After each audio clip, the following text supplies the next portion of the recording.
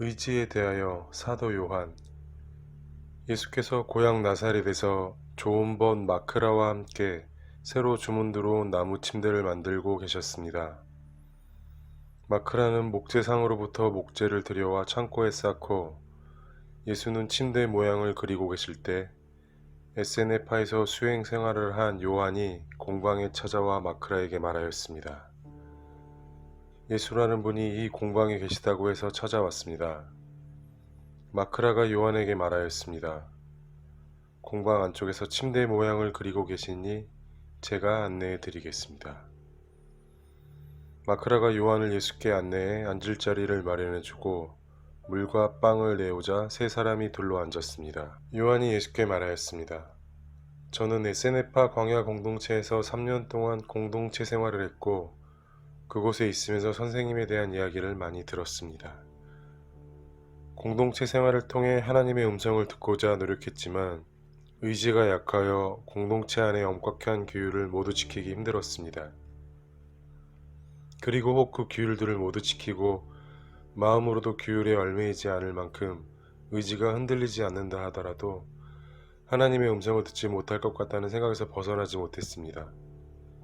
그래서 공동체를 떠나 고향에서 가업을 이어 어부일을 하던 중 선생님께 여쭙고 싶은 것이 있어서 찾아뵈었습니다.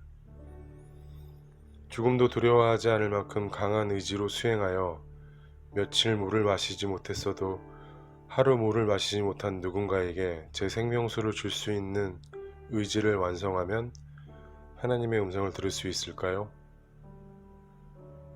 예수께서 요한의 이야기를 들으시고 마크라에게 말씀하셨습니다. 마크라는 어떻게 생각하나요? 물소를 쫓는 세 마리의 사자와 사자를 피해 도망치는 물소무리가 있습니다.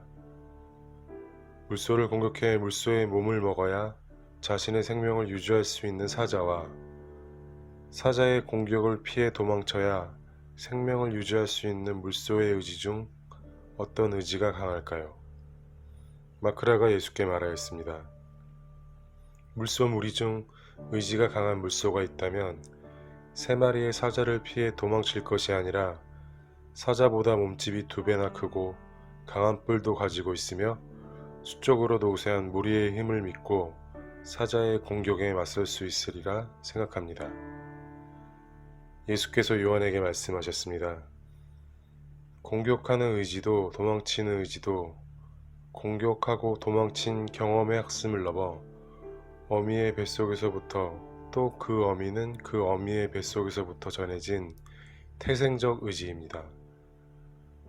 누구는 공격하는 무리의 의지를 악하다고 하고 누구는 도망치는 무리를 의지가 약하다고도 합니다. 누구는 공격하지 않는 무리의 의지를 선하다고 하고 누구는 공격하는 무리의 의지를 강하다고도 합니다.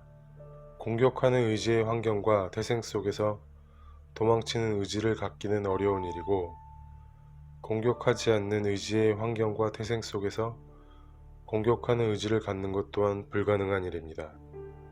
그런 어렵고 불가능한 의지가 나타날 때 사람들은 그런 희귀한 의지를 진정한 의지라고 말하며 추앙합니다. 사자를 잡아먹는 물소의 의지와 물소와 함께 풀을 뜯어먹으며 생을 유지하려는 사자의 의지는 우주의 긴 시간에서 가끔씩 일어납니다. 요한이 예수의 말씀을 듣고 예수께 말하였습니다. 선생님, 저는 사자를 공격할 수 있는 물소의 의지가 불의에 저항하는 의지라고 생각합니다.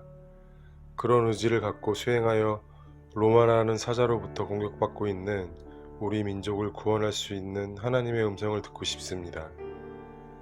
예수께서 요한에게 말씀하셨습니다. 요한의 아버지는 어부입니다.